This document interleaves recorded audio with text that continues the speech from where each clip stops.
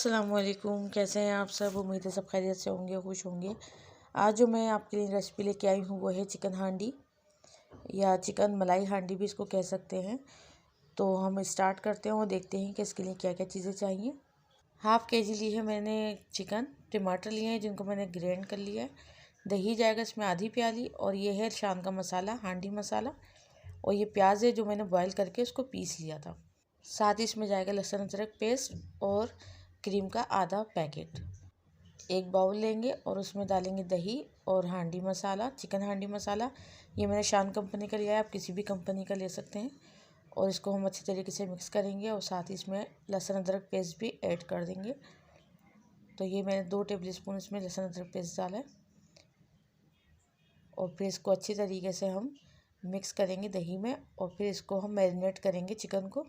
Chicken आप boneless भी ले सकते हैं, ये मैंने नॉर्मली चिकन ली है, हड्डी वाली। तो इसको मैरिनेट करके हम तकरीबन आधे घंटे के लिए रख देंगे फ्रिज में। और जब ये मैरिनेट हो जाएगी अच्छी तरीके से तो फिर हम इसको बनाएंगे। आधा घंटा हो गया है तो मैंने एक पैन लिया है और उसमें ऑयल ऐड करके गरम कर लिया है, और साथ ही इसमें मैरिनेट चिकन भी ऐड कर दिए। और इसको हम मीडियम टू लो फ्लेम पे पकाएंगे। और साथ ही इसमें हम टमाटर ऐड करेंगे। टमाटर मैंने पीस लिए हैं और प्याज भी मैंने पीस ली है। प्याज को मैंने थोड़ा सा पानी डाल के बॉईल किया था और उसके बाद इसको पीस लिया था। तो इसको बहुत अच्छी तरीके से हम भूनेंगे और फिर इसको हम थोड़ी देर के लिए ढक के पकाएंगे ताकि चिकन हमारी अच्छी तरीके से गल जाए। इसको 5 से 10 मिनट पकने देंगे। और 10 मिनट बाद मैंने देखा तो टमाटरों ने अपना पानी छोड़ दिया था, और इसी में जो है चिकन अच्छी तरीके से गल जाएगी। और साथ ही हम इसको फिर भूनेंगे। तो इसको मैं 5 से 10 मिनट के लिए और रखूँगी ताकि चिकन अच्छी तरीके से गल जाए। 10 मिनट मैंने पकाया था तो ऑयल जो है वो अलग हो गया है मसाले से। तो अब इसमें मैं आधा पैकेट क्रीम मैंने ऐड कर दी है और इसको हम थोड़ा सा भूनेंगे।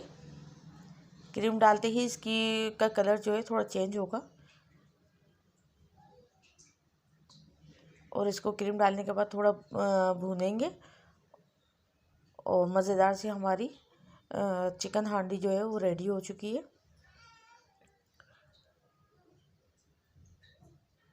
इसको 2 मिनट के लिए मैं दम पे रखूँगी और अब मैं इसको डिश आउट कर रही हूँ। बहुत ही टेस्टी बनती है, बहुत मज़ेदार बनती है। आप इसको चपाती के साथ और नान के साथ एंजॉय कर सकते हैं। तो कैसी लगी आपको मेरी आज की रेसिपी, आप मुझे कमेंट्स बॉक्स में ज़रूर बताइएगा। रेसिपी अगर अच्छी लगे तो उसको लाइक एंड शेयर ज़रूर करें, और अगर मेरे चैनल पे न्यू है तो सब्सक्राइब करना ना भूलें। नेक्स्ट वीडियो तक के लिए अल्लाह हाफिज़। अपना बहुत ज़्यादा ख्याल रखिएगा।